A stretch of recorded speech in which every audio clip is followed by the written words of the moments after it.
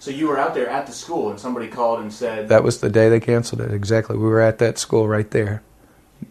Now, how much time did you spend in those woods that day? We weren't close. We were at the end of the school right there where the road dead ends. And that's where we just said, we'll do lunch and then we'll go start the search again because we had just searched the backside. And so right as we were eating lunch, they canceled it. And we were right there in that area that time. Now, they did have another group that was back right after the cops had been in those same woods. Those guys were on four-wheelers, and I believe they lost one that day. I remember hearing about that, yeah. Those guys were another group of EquiSearch that were out in that same area that I know of. And you were with a group of how many people?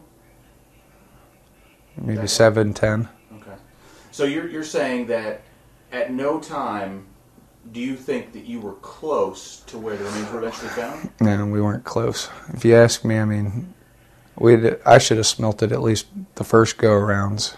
We were close enough. If the wind was blowing our way, maybe we'd have found something or smelt something that way, but we didn't. We weren't close enough. I just didn't think anybody buried a child right next to the damn fence in your backyard. Knowing what you know now, having been in that area, do you think the remains were there? Yeah. When you were there the first time? Yeah, just because the way it looked when you walked it, nobody wanted to go down right there because it was a deeper drop-off at first, and it was still all summertime. All the crap was growing around, I guess it was wet. I couldn't tell you. I don't remember right there, per se. Farther down, I know I was in a dry bed stream, and it was... I know July was before the rains. It was right. Before Faye. Yeah, Faye had come during the searches. I August. remember that, yeah. Yeah. So you're saying it wasn't that It was a wet dry riverbed that I was walking in. I know that for a fact. It followed the fence line there. It's still there if you go right now.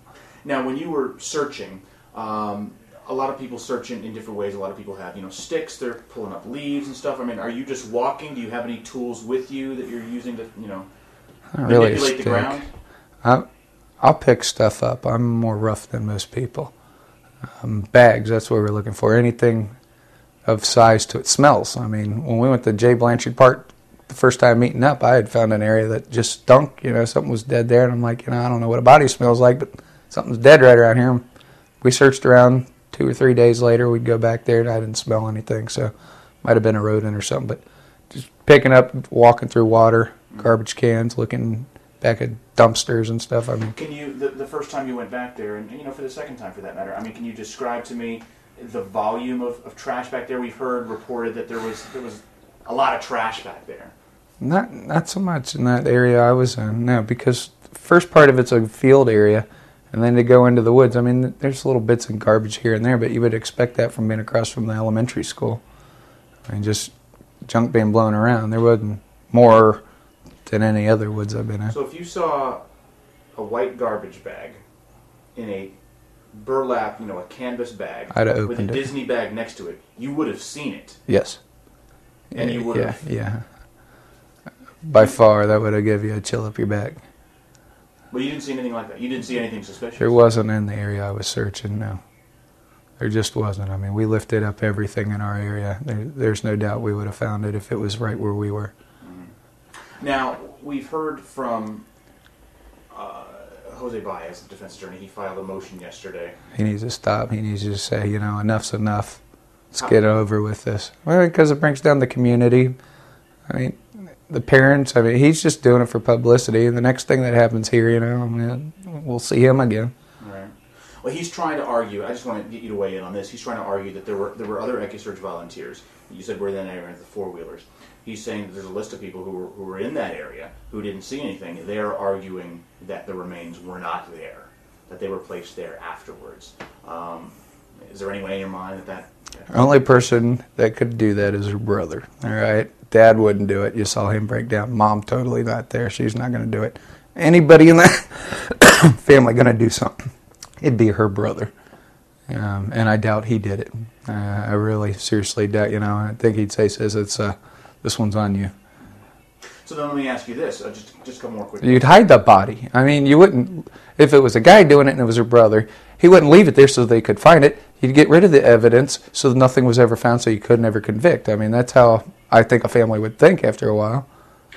let me ask you this: hearing this motion yesterday, do you think it's just a bunch of defense tricks? Mm-hmm. Do you think it's a smokescreen? It's definitely a smokescreen. There's no doubt. I mean, I wouldn't want bias as my lawyer. I mean, if he's like that to that one, I mean, he's believing too much out there. He shouldn't be a lawyer. Mm-hmm. I couldn't do that. That's good for him. And I'll ask you also just about the just because I want to get your perspective here, the whole Roy Kronk theory. I guess you've been that whole thing happened when you were on vacation, so I don't know how much of it you've heard, but. The Roy Kronk, I mean, what I've heard of it is he thought he smelled something and found something prior. Then he went back and found the same thing. Now, either he's as curious as me and got on the same route again, just luckily went back and peed in the woods, as he said, or somebody knows somebody in that family. Wasn't it a lawyer knew somebody's wife that works with Kronk or something? Somewhere there, I thought there was a domino. Speculation that he knows somebody in the jail or something like that. Well, maybe he was just sent there to find it, had really nothing to do with it, but just the family said, we want it to be found. Let's do that. Maybe he wasn't there being suspicious. Somebody gave him some info. Hey, you want to help us settle this? Let's settle this. I could see that happening. But then again, I could see me going back to, I smelled something there, and it's damn thing's been going on forever. I just wanted to ask you one last question, and that is, as a curious follower, I guess there's so many of us now following this case. Do you think we'll ever get the truth? Will you ever know what happened? Will we ever know what happened? I don't think so. I mean, I know we all believe so, but do you think Kaylee will come clean? I doubt it. Somebody or Casey come clean.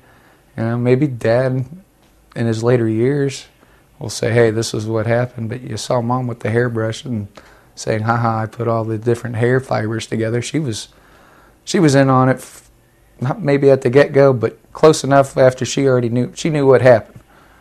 Do you think the family's involved and knows more than they're saying? The family absolutely knows what happened. Do they know exactly in the steps or the orders to a T? No, but do they know their daughter did it? Yeah, I'm pretty sure that's where that cover-up started. And you don't think Casey will come clean? I don't think that little girl's ever going to come clean.